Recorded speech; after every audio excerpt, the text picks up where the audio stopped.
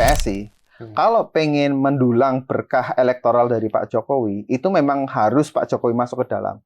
Kita berubah warna monokrom hanya karena ingin menjadi partai terbuka, itu alasannya kurang masuk akal sih. Toh mereka sudah menjadi partai terbuka sejak awal. Kalau nanti ketua umumnya berada di luar lingkaran Pak Jokowi, ya dia harus bekerja keras, berkeringat betul itu 5 tahun ke depan. Assalamualaikum warahmatullahi wabarakatuh. Berkah dalem, kembali lagi di podcast Tribun Solo, podcast yang membahas isu-isu menarik dan teraktual di kawasan Solo dan Solo Raya, bersama saya Vincentius Desta. Tribuners, kali ini kita akan membahas Partai Solidaritas Indonesia atau yang bisa disebut PSI yang berencana akan menggelar Kongres Nasional pertamanya di Kota Solo pada pertengahan tahun 2025 ini. Nah, kabarnya Kongres Nasional ini nanti akan ada gebrakan nih yang dibuat oleh PSI, yaitu akan menanggalkan warna merah dari tubuh mereka dan akan menggantinya dengan nuansa putih hitam. Nah, sebenarnya apa sih makna di balik pergantian identitas ini? Nah, ini kita akan bahas lebih lanjut bersama pengamat pengamat psikologi politik Universitas 11 Maret, yakni Mas Abdul Hakim. Selamat sore, Mas Abdul Hakim. Selamat sore, Mas Vincent. Ya, ini apa kabar, Mas? Alhamdulillah baik. Baik ya, Mas. Ya. Ini pertama nih, Mas. Ini kan PSI konon katanya akan menggelar Kongres Nasional pertamanya di Kota Solo nih, Mas. Lah, itu ada kabar pergantian dan menanggalkan warna merahnya ini. Ini apakah bisa dibaca niat dari PSI ini untuk meninggalkan warna merah ini karena mungkin juga identik dengan warna merah lain, yaitu PDI? Karena kan kebetulan sang ketua umum PSI, yaitu Kaisang Pangarep, itu adalah adik dari Wapres Gibran Rakabuming yang kebetulan sudah tidak lagi ada di PDI. Nah, itu gimana, Mas, kalau dilihatnya? Ya, pergantian warna ini kan pergantian identitas begitu ya. Dan itu sebenarnya langkah yang sangat mendasar, fundamental. Nah, pertanyaannya adalah kenapa PSI memutuskan untuk ganti warna? Saya pikir ini beda ya, bukan sesuatu yang bisa kita samakan dengan perusahaan yang ganti logo atau ganti warna. Pergantian warna pada partai itu juga melambangkan pergantian era, pergantian nilai, pergantian prinsip-prinsip. Ini yang menarik untuk kita baca. Kemana arah PSI untuk bergerak ke depannya. Kalau saya lihat ada beberapa faktor ya. Yang pertama tentu dari sisi distinctiveness, ingin membedakan diri dengan partai-partai yang didominasi warna merah lainnya, terutama PDIP begitu ya. Mengapa demikian? Karena begini, kalau kita lihat peta elektoral tahun 2019, 2024, ini PSI itu belum bisa lepas dari bayang-bayang PDIP. PSI kemarin sempat mendulang suara cukup signifikan di 2024, itu juga beririsan dengan kantong-kantong elektoralnya PDIP. Mereka belum bisa menjangkau segmen market yang baru begitu. Sehingga ini sulit kalau misalnya sebuah partai berkembang di bawah bayang-bayang partai besar lainnya, itu akan sulit berkembang. Dan kasusnya di Indonesia sudah cukup banyak begitu ya. Kita bisa menyebutkan salah satunya misalnya antara Golkar dan Hanura dan lain sebagainya. Itu cenderung dikerdilkan kalau belum bisa melepaskan dari bayang-bayang partai besar. Jadi dari sisi identitas seperti itu. Kemudian yang kedua, saya melihat juga mungkin ini memberikan pesan baru. Memberikan pesan baru. PSI ingin bertransformasi menjadi partai yang berbeda dari sebelumnya. Kalau saya pikir ini bisa jadi berkaitan dengan strategi politik ke depannya. Kita lihat dari 2019, 2024 sampai sekarang, saya melihat adanya evolusi dari partai PSI ini. Kalau Mas Vincent ingat dulu pertama kali PSI lahir, itu kan sangat anak muda banget begitu ya. Bahkan bilangnya bro and sis. Bro and sis. Kemudian warnanya merah, pakai lambang mawar, mirip mencoba untuk mengafiliasi dengan gerakan-gerakan partai labor di negara-negara barat gitu ya. Walaupun ternyata kurang berhasil. Saya sempat membuat tulisan di GeoTimes waktu itu yang menganalisis bagaimana PSI sebagai partai baru mencoba menjual ideologi dan program-program itu nggak akan efektif dalam konteks politik di Indonesia. Mengapa? Karena karakteristik pemilih di Indonesia itu bukan karakteristik pemilih ideologis.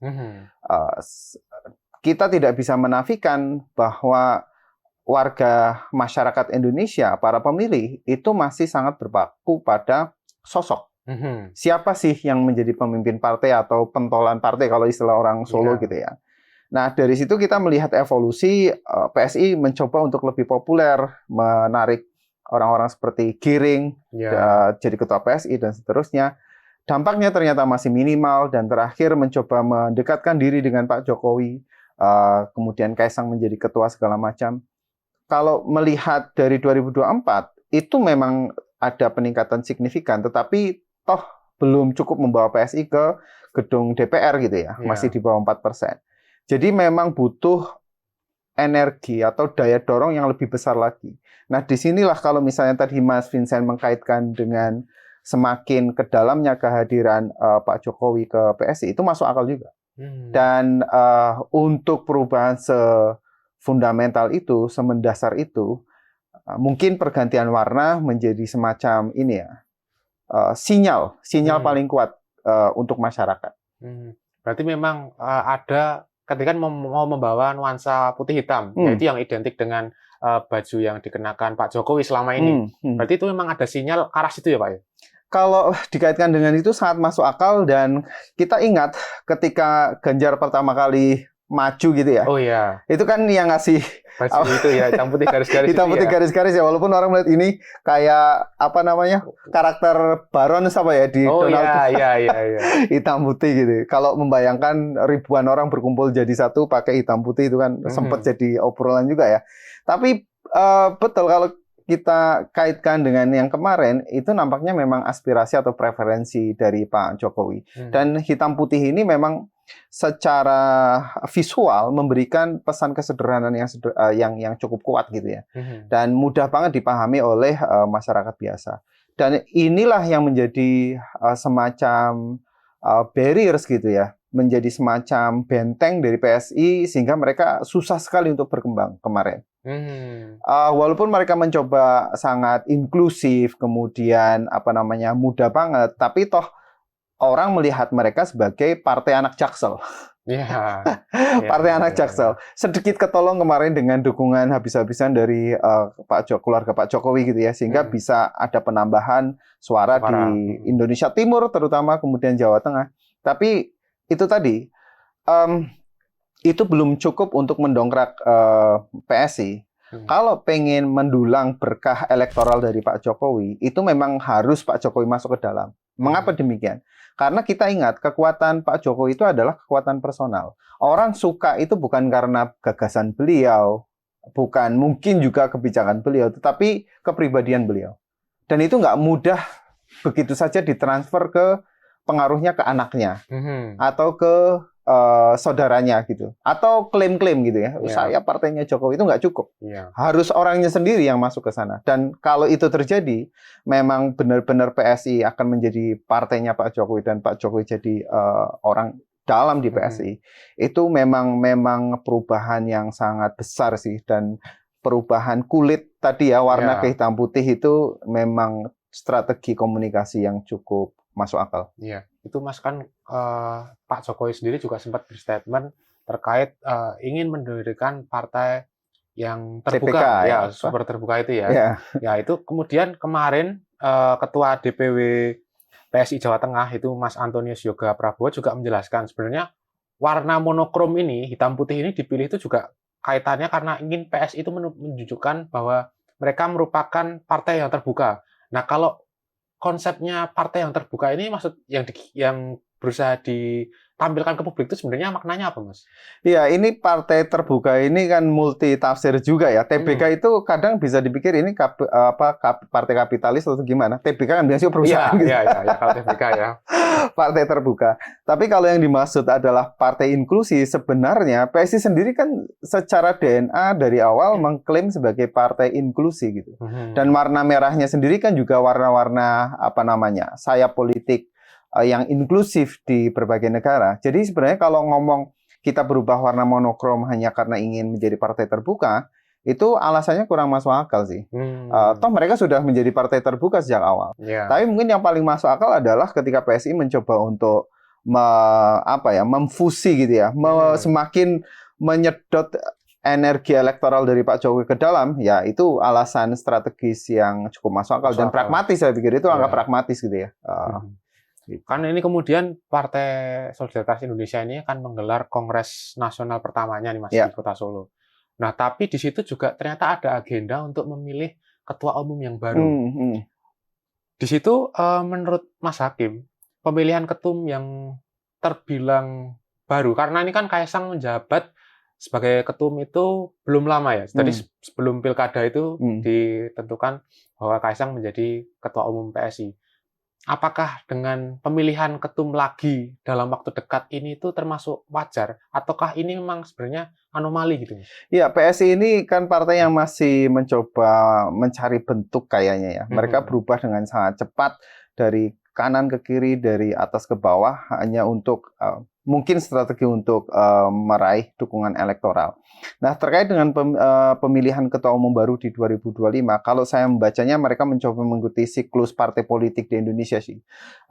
Biasanya siklusnya itu ada pemilu, pilpres, kemudian ditambah sekarang pilkada serentak, kemudian mereka memilih partai baru dan memilih ketua baru, dan dengan ketua ini merancang strategi untuk 5 tahun ke depan. Jadi kalau dilihat dari situ sih memang menunjukkan siklus yang cukup wajar ya di politik Indonesia. Tetapi dengan pilihan yang kemarin Kaisang, kemudian sekarang kan ganti tokoh lain, ini yang menarik untuk kita kulik. Siapa tokoh yang ingin diajukan? Kalau mereka misalnya strategi awalnya adalah mendekatkan diri dengan sosok Pak Jokowi, berarti apakah tokohnya nanti adalah masih dari keluarga Pak Jokowi atau bukan? Ini pertaruhan besar bagi orang luar, mungkin nggak. Ini sesuatu yang agak artificial gitu ya. Pemilihan ketua siapa dan segala macam. Tapi di situ kita akan melihat strategi politik PSI ke depan. Apakah masih melanjutkan strategi Jokowisme seperti di pemilu, atau mencoba untuk kembali ke track awal gitu, menjadi partai yang ideologis katakanlah. Nah, kalau misalnya nanti Kaisang lanjut sebagai ketua umum, berarti ya strategi lama akan tetap dipakai. Kalau yang baru itu satu langkah yang berani. Tinggal pertanyaannya adalah seberapa ketua umum ini mampu mendongkrak kekuatan elektoral PSI. Tapi keuntungan dan kerugiannya mengadakan pemilu lagi ini pemilihan ketua umum ini dalam waktu dekat itu apa di PSI gitu? Ya, kalau saya lihat keuntungannya adalah lebih ke kedepannya sih. Kalau misalnya diadakan sekarang, berarti si ketua umum punya satu siklus politik untuk menyiapkan diri full dari tahun 2025 sampai 2029. Ya. Kalau kerugiannya apa, Mas? Kalau kerugiannya ini tergantung siapa yang dipilih jadi ketua gitu. Kalau yang dipilih adalah orang di luar lingkaran Pak Jokowi, ini saya pikir akan cukup mengganggu bagi segmen inti dari pemilih PSI kemarin. Karena jujur aja, kenapa PSI dapat banyak suara DPR, terutama di DPRD dan DPRD 1 dan 2 kemarin cukup signifikan sebenarnya penambahannya. Tapi kalau kita telisik secara lebih detail, penambahannya itu ada di kantong-kantongnya Pak Jokowi. Kalau nanti ketua umumnya berada di luar lingkaran Pak Jokowi, ya dia harus bekerja keras, berkeringat betul itu 5 tahun ke depan. Kemarin kan beberapa petinggi PSI itu sempat membocorkan siapa-siapa yang nanti yang akan maju dalam bursa ketua umum ini. Selain Kaisang yang juga akan maju lagi, ada nama-nama seperti Agus Herlambang dan juga Isyana Bagus Oka. Nah, kalau dari peluang nama-nama yang sudah muncul ini, itu gimana, Mas? Apakah nanti emang kans dari Kaisang sendiri untuk tetap terpilih itu tetap besar, Mas? Ya, kalau dibandingkan dengan dua nama baru tadi, Agus Herlambang dan juga Isyana, Kaisang tentu dalam posisi yang sangat diuntungkan, jauh di atas mereka. Kita lihat dua sosok lainnya. Isyana ini tokoh lama dari PSI. Ya, sejak awal. Dia populer, sempat menjadi anchor di televisi, juga penampilannya menarik. Itu menjadi faktor juga walaupun non substantif. Tapi bagi pemilih Indonesia tampilan juga menjadi faktor ya. Tetapi saya pernah menganalisis tentang Isyana dan beberapa tokoh kunci di PSI. Secara profil mereka menarik, tetapi ternyata daya tarik personal tanpa diimbangi sesuatu yang sifatnya substantif itu juga nggak terlalu efektif. Nah, Isyana ini masuk ke ranah publiknya itu kan baru-baru aja. Sekarang dia menjadi wakil menteri gitu ya, wakil menteri, dan itu juga belum terlalu kelihatan di masyarakat. Jadi saya agak skeptik kalau dia menjadi ketua terus bisa mendongkrak suara PSI. Kemudian Agus Herlambang ini mantan ketua PMII gitu ya. Kelebihannya adalah dia punya jaringan yang sangat kuat tentunya dan pengalaman organisasi politik yang cukup matang. Cuman persoalannya dia baru di PSI, baru masuk tahun lalu, sehingga kita nggak tahu seberapa dia bisa diterima oleh kalangan internal PSI. Orang-orang yang sudah berdarah-darah selama ini membawa PSI dari 1, sekian menjadi 2, sekian, itu kan penuh pengorbanan. Tiba-tiba ada orang baru, apakah mereka mau menerima? Nah, itu menjadi dinamika tersendiri. Kalau Kaisang itu sosok yang gampang sekali diterima, karena apapun kepentingan di dalam PSI sekarang, semua dari kader disatukan oleh satu target bersama, yaitu lolos ke Senayan. Dan kans itu semakin mungkin tercapai kalau memang ada nama dari keluarga Pak Jokowi di sana gitu ya. Itu sih kalau pandangan saya. Tapi kalau melihat kemungkinan nama-nama lama di PSI seperti Grace Natali ataupun mungkin bahkan Raja Juli, Antoni, atau mungkin Giring Ganesha sendiri, itu apakah ada kemungkinan mereka juga akan kembali masuk bursa itu, Mas? Ya, begini, Mas Vincent, kalau kita lihat PSI ini kan partai yang unik ya. Partai non-parlemen, suaranya kecil, tapi termasuk menyumbang banyak nama di elit politik di birokrasi sekarang. Ada wakil menteri 2, si Giring sama si Isyana, kemudian 1 menteri, luar biasa loh. Nggak ada suara di DPR, punya 1 kursi menteri di ranah yang lumayan strategis juga. Kemudian kemarin terakhir Grace Natali jadi komisaris gitu ya. Jadi komisaris di Mind ID, satu perusahaan BUMN tambang yang luar biasa. Jadi ini PSI itu saya pikir in some extent udah disiapkan oleh Pak Jokowi untuk menguasai sumber daya yang cukup ya untuk bisa bersaing secara politik. Jadi saya pikir nama-nama seperti si Grace Natali, kemudian Giring dan Raja Juli Antoni, saya pikir mereka sudah cukup nyaman dengan posisi sekarang. Sementara menjadi ketua umum PSI itu harus benar-benar bergerilya kemana-mana itu dengan situasi yang sekarang. Suara mereka itu benar-benar terpusat di kantong-kantong yang sangat spesifik. Jadi tantangan dari ketum ke depan adalah masuk keluar dari segmen market yang sekarang mereka nikmati gitu ya. Dan itu butuh kerja keras. Saya pikir orang-orang lama sekarang sudah dalam posisi yang nyaman gitu ya. Ini kan juga kemarin sempat disinggung bahwa pemilihan ketua umum PSI besok ini tuh dengan konsepnya itu one man one vote. Jadi ketika besok itu diperkirakan ada sekitar 2000-an kader PSI yang datang untuk memberikan suaranya. Nah, dengan cara one man one vote ini, menurut Mas Hakim melihatnya ke depan itu menguntungkan calon tertentu nggak? Atau itu memang ya itu terbuka buat semua malahan gitu? Ya, one man one vote untuk pemilihan ketum itu sangat dipengaruhi oleh popularitas dan akseptabilitas seorang sosok. Nah, sekarang pertanyaannya adalah di antara ribuan orang itu siapa sih nama yang paling populer gitu? Karena orang yang datang kemudian dia disodori nama yang dia tidak familiar, kemungkinan akan dipilihnya kecil gitu kan. Sehingga saya pikir secara mekanisme itu sangat terbuka, tetapi secara psikopolitik itu sebenarnya menguntungkan tokoh-tokoh tertentu saja. Malah justru mengerucut. Betul sekali. Jadi malah mengerucut nama-nama yang memang dari awal sudah populer. Sudah populer di antara kader-kader PSI gitu. Oke, Mas. Terus kalau pemilihan Kota Solo sendiri, ini kan kemarin Mas Kaisang tuh sempat berkata pasti akan dilakukan di Solo, cuma belum tahu venue-nya di mana. Nah, itu makna tersirat apa yang mau disampaikan PSI dengan menggelarnya itu di kota Solo? Tadi kan Kongres Nasional pertama bagi mereka gitu. Iya. Ini akan jadi menarik ya, karena Solo ini sejak Pak Jokowi menjadi presiden gitu ya, menjadi magnet politik nasional. Iya. Salah satu kekhawatiran dari sebagian masyarakat Solo dan juga dari para pendukung Pak Jokowi adalah ketika daya tarik atau magnet politik Solo itu semakin luntur. Dan nampaknya kita lihat pasca Pak Jokowi pensiun gitu ya, dan sekarang digantikan Gibran, ada usaha-usaha sistematis untuk membuat Solo tetap menjadi kota yang relevan.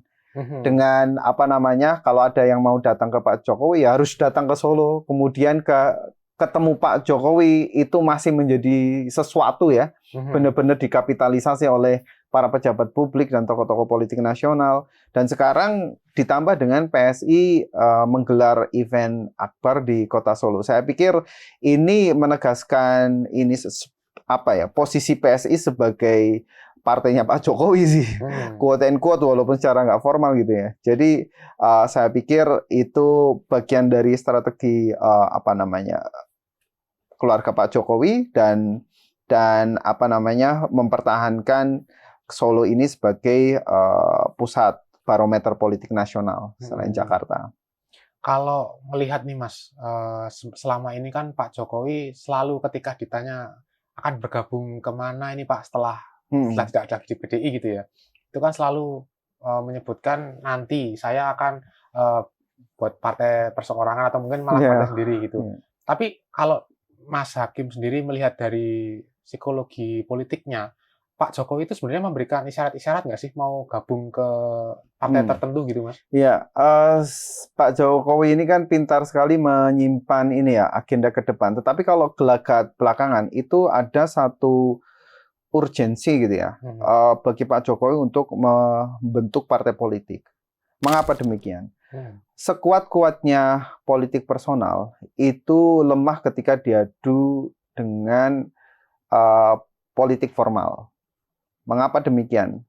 Karena begini, Pak Jokowi sekarang sudah tidak berkuasa dan tidak bisa lagi untuk mengajukan diri sebagai presiden gitu ya. Sehingga ya masyarakat akan mencari sosok lain, siapa yang bisa dipilih, gampangnya kan seperti itu. Nah, dalam konteks ini, partai-partai politik itu tahu posisinya bahwa oke, Pak Jokowi sudah tidak akan bisa menjadi daya tarik politik, dan partai-partai ini bisa mulai mencoba keluar dari pengaruh Pak Jokowi. Dan kalau partai-partai ini berhasil keluar, berarti ya bargaining position Pak Jokowi dan lingkarannya itu kan sangat melemah. Terutama untuk 5 tahun ke depan. Terutama lagi menjelang 2029. Kalau nggak ada daya tawar politik kan berarti nggak ada pengaruh politik, nggak bisa menentukan siapa yang menjadi presiden berikutnya. Nah, pada konteks inilah butuh ada lembaganisasi atau institusionalisasi dukungan politik dalam bentuk partai. Dan kita perlu catat juga bahwa di 2029 Pilpres itu nggak ada lagi presidential threshold. Jadi memang butuh partai untuk bisa mengajukan calon tertentu. Entah itu calonnya menang atau enggak, tetapi seenggaknya punya bargaining position. Nah, jadi saya pikir sudah menjadi semacam keniscayaan bagi Pak Jokowi untuk punya kendaraan politik formal gitu ya. Nah, sekarang pertanyaannya apakah membuat partai baru atau mentransformasi partai yang sudah ada? Yang menarik kita lihat dari perkembangan PSI nanti adalah bagaimana dia bisa meyakinkan kelompok-kelompok relawan Jokowi, Projo ya, Bara CP, untuk bisa bergabung ke sana. Dan itu nggak gampang. Mengapa? Karena somehow kelompok-kelompok relawan itu merasa lebih besar daripada PSI. Partai, ya. Terutama PSI. Nah, ini sangat tergantung pada kemampuan Pak Jokowi untuk menyatukan antara PSI dan kelompok-kelompok relawan ini. Kalau nggak berhasil, berarti ya pilihannya tinggal membuat partai baru. Ini pertanyaan penutup, Mas. Ke depan, andai kata memang ini nanti Kongres ini adalah tujuannya untuk membuat Pak Jokowi bergabung dengan PSI, itu nanti apa ya, semacam kejutan apa yang akan muncul, atau mungkin PSI itu akan ke depan seperti apa sih, Mas? Kekuatannya akan seperti apa di kancah perpolitikan gitu, Mas? Ya,